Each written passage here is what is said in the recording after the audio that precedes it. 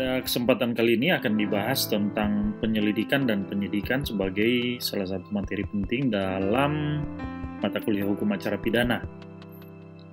Dimulai dulu dari penyelidikan, yaitu serangkaian tindakan penyelidik untuk mencari dan menemukan suatu peristiwa yang diduga merupakan tindak pidana guna menentukan dapat atau tidaknya dilakukan penyidikan menurut cara yang diatur dalam KUHP.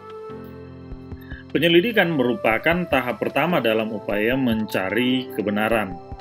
Selanjutnya tentang penyidikan, yaitu serangkaian tindakan penyidik dalam hal dan menurut cara yang diatur dalam KUHP untuk mencari serta mengumpulkan bukti yang dengan bukti itu membuat terang tentang tindak pidana yang terjadi dan guna menemukan tersangkanya.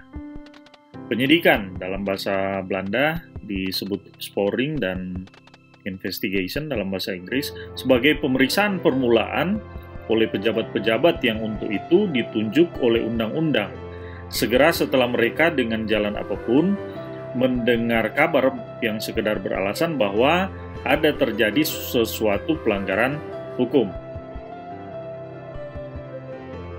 Yang berikutnya adalah 4 dasar delik diketahui terjadi, yaitu yang pertama, kedapatan tertangkap tangan, yang kedua karena laporan, yang ketiga karena pengaduan, dan yang keempat, diketahui sendiri atau pemberitahuan atau cara lain sehingga penyidik mengetahui telah terjadi delik.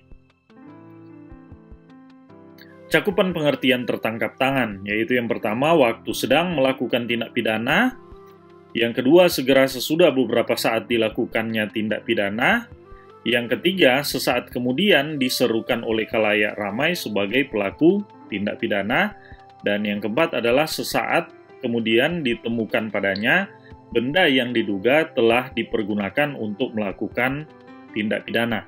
Demikian untuk pengertian tertangkap tangan cakupannya. Yang selanjutnya, bagaimana perbedaan antara laporan dan pengaduan dimulai dulu dari pengertiannya, yaitu laporan adalah pemberitahuan yang disampaikan oleh seorang karena hak atau kewajiban berdasarkan undang-undang kepada pejabat yang berwenang tentang telah atau sedang atau diduga akan terjadinya peristiwa pidana. Sementara pengaduan adalah pemberitahuan disertai permintaan oleh pihak yang berkepentingan kepada pejabat yang berwenang untuk menindak menurut hukum seorang yang telah melakukan tindak pidana aduan yang merugikannya. Perbedaan selanjutnya, yaitu pengaduan hanya dapat dilakukan oleh orang tertentu yang disebut dalam undang-undang dan dalam kejahatan tertentu saja. Laporan dapat dilakukan oleh siapapun dan terhadap seluruh jenis delik. Demikian untuk perbedaan yang pertama. Yang kedua adalah pengaduan dapat ditarik kembali sedangkan laporan tidak. Yang berikutnya, pengaduan memiliki jangka waktu untuk pengajuan sedangkan laporan dapat dilakukan setiap waktu. Nah, pengaduan terdiri dari 2 jenis, yakni pengaduan absolut atau absolut klak delik dan pengaduan relatif atau relatif klak delik. Beda selanjutnya adalah pengaduan absolut pada bagian ini adalah khusus untuk beda antara pengaduan absolut dan relatif. Pengaduan absolut hanya dapat dilakukan penyidikan jika telah ada pengaduan. Dalam hal ini, delik itu sendiri menentukan apakah merupakan delik aduan atau tidak. Misalnya, dalam pasal 284, 287, 293, dan pasal 310 sampai pasal 321 KUHP. Sedangkan pengaduan relatif pada umumnya deliknya sendiri merupakan delik biasa, tetapi ditinjau dari pelakunya maka menjadi delik aduan. Penyidikan dapat dilakukan walaupun tidak ada pengaduan. Hanya pada penuntutan baru diperlukan ada pengaduan tertulis yang dilampirkan pada berkas perkara. Demikian dikutip dari Andi Hamzah. Pemeriksaan di tempat kejadian. Pemeriksaan di tempat kejadian dilakukan pada delik tertangkap tangan.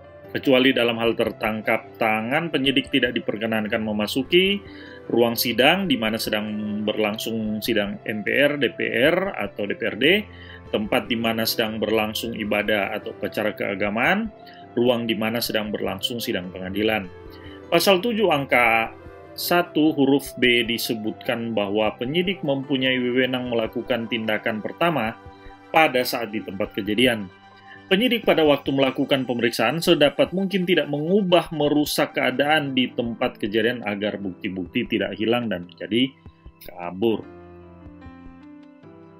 Pemanggilan tersangka dan saksi. Penyidik, sebagaimana dimaksud dalam pasal 6 ayat 1 huruf A, karena kewajibannya mempunyai wewenang untuk memanggil orang, untuk didengar dan diperiksa sebagai tersangka atau saksi. Resiko hukum tidak mau datang tanpa alasan jelas, maka yang bersangkutan dapat dipidana berdasarkan pasal 216 KUHP. Jika panggilan itu untuk sidang pengadilan, saksi tidak mau datang tanpa alasan yang dapat diterima, maka ia dapat dipidana berdasarkan pasal 522 KUHP. Demikian sudah dibahas tentang penyelidikan dan penyidikan.